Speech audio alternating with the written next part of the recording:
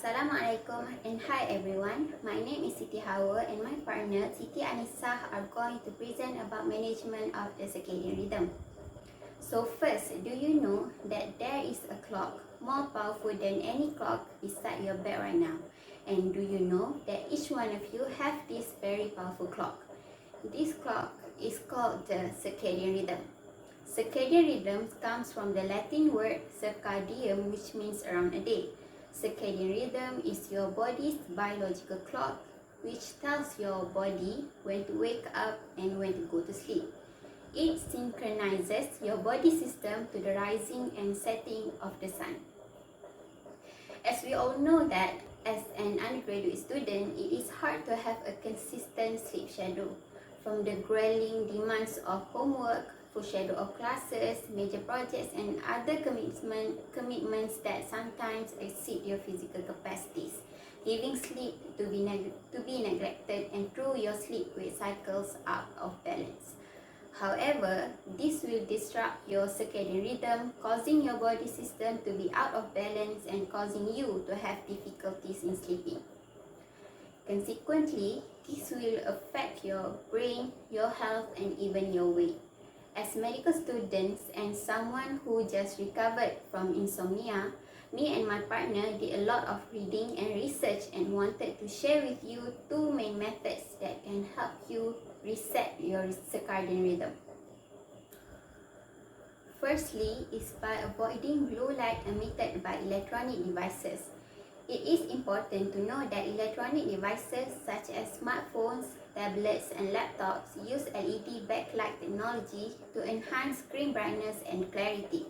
In fact, as stated by Dr. Marina Kondakova, LEDs produce intense blue light more than other technologies, which means each time we are using electronic devices, we are being exposed to blue light more than ever.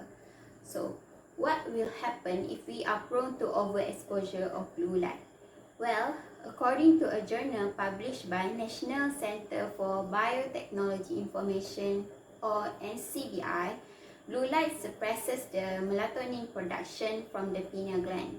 Melatonin is the sleep hormone that makes you feel sleepy and drowsy, and its down-regulation will disrupt the circadian rhythm.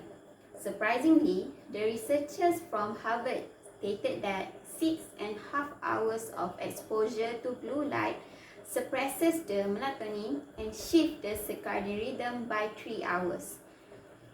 With that in mind, how do we reduce the overexposure of blue light from the electronic devices?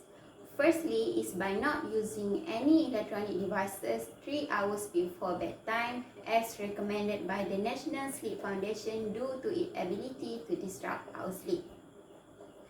Secondly is by installing blue light filter application on all your electronic devices. This application is built to neutralize blue light coming from your device's screen in order to minimize blue light exposure to your eyes. And last but not least is by using blue light glasses during your screen time so that blue light from the devices can be filtered out before it reaches our eyes. Now, I will pass the time to the next presenter, Siti Anisah, to tell us more on management of circadian rhythm. Thank you, Hawa, for the great explanation regarding the first method of managing circadian rhythm. Now, I'll be explaining another effective method of managing circadian rhythm, that is to develop a routine of physical exercise. I am sure all of you will be curious how physical exercise can manage a stable circadian rhythm in a human being. So let me appease your curiosity. Firstly, regular physical exercise promotes hormonal regulation and synchronization of circadian rhythm, which can improve sleep quality for individuals, especially students. Why do I say so? According to the National Sleep Foundation in America, exercise is recommended as an alternative non-pharmacological method for improving sleep quality for students which are able to alter their circadian rhythm. Besides, regular physical exercise in the morning or afternoon stimulate the production of melatonin that help to increase sleep quality and promote sufficient amount of rest for our body. Through research and personal experience, I definitely would love to acknowledge that physical exercise, especially morning exercise, added benefit of exposure of sunlight. Being exposed to morning sunlight helps my mind to be calmer and makes me easier to fall asleep during the night. Additionally, numerous surveys and research have been explored sleep and exercise habits among the medical students. These include the National Foundation Sleep 2003 Sleep in America poll, which surveyed students between the ages of 14 and 25 years. This survey stated that roughly 76 to 86 of the respondents who engaged in regular physical exercise reported having a very good or fairly good sleep quality that able to enhance their cognitive capability. Developing a routine of physical exercise able to enhance a stable circadian rhythm. Before that, did you ever gone through a very hectic day after a long study session and then you feel tired all over the day? If you say yes, you must listen carefully to this point. Regular exercise acts as a mood enhancer. An article from Mayo Clinic by Dr. Lawarsky strongly purports that regular physical exercise helps to improve mental health by reducing depression and anxiety that occur due to disruption of circadian rhythm.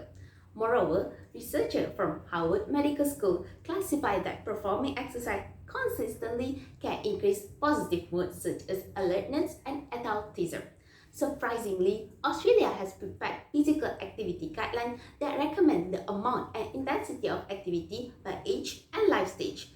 This guideline recommend the students starting from age 18 to 25 years old to try accumulate 150 to 300 minutes of moderate intensity physical activity or 70 to 150 minutes of vigorous intensity physical activity every week in their life routine. Apart from that, consistent physical exercise are also able to boost energy metabolism. An article from PubMed by Maria emphasized that exercise helps to increase muscle mass and develop body metabolism to burn energy at a faster rate to avoid desynchronization of circadian rhythm that lead to metabolic disorders such as diabetes and hypertension. In addition, an article from Lifeline stated that physical exercise helps to enhance the supply of oxygen and nutrients to the brain and various tissues, which subsequently has a direct impact on the behavior and development of the brain.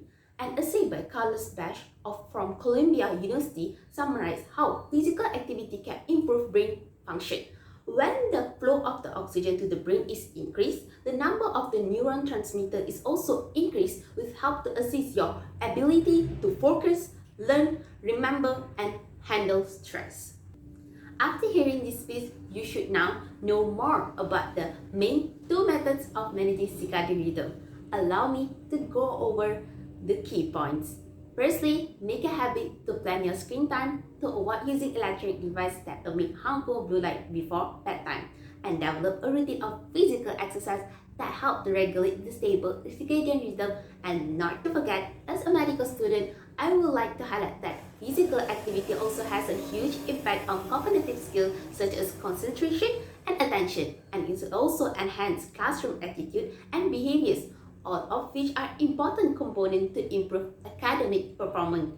Bear in mind, 80% of you out there are alarm clock users. This should remind you every single day that you have a circadian clock and it's your responsibility to maintain them for a wonderful well-being. Well, I hope you always remember, if your body is not right, the rest of the day will go wrong. Take care of yourself. That's all from us. Thank you for watching.